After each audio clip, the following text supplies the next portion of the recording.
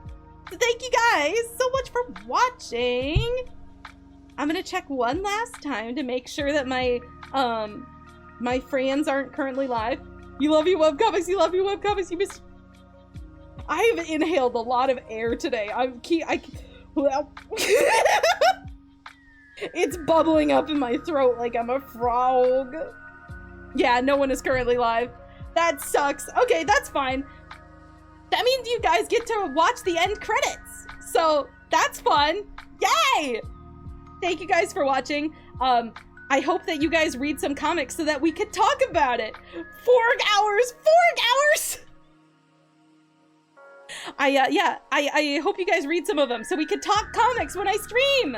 Yeah, and next week there is a 50-50 chance I will do the stream that I had planned today that was very high concept, but actually does involve a decent amount of acting, and I got stage fright and couldn't do it. So I want to do it. I really want to do it, but and then I think I either have 1 or 2 weeks left until I go out of the country. And when I'm out of the country, I won't be able to stream. I'll update you when I know better when that day is. Believe in you. Thank you! I hope that it does well. I won't. Maybe I should put it off for 2 weeks so that you guys are blindsided by it and didn't just hear a massive spoiler about what the stream is gonna be about. Okay, yeah, so I'll stop talking before I give away my entire stream concept. Goodbye, everyone! I'll see you all on Discord. Or on my socials, except for Twitter.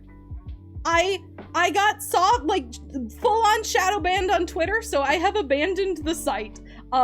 So yeah, you can find me anywhere on there except Twitter. You can go to my Blue Sky instead. Okay, goodbye everyone, goodbye, goodbye, goodbye, goodbye, goodbye.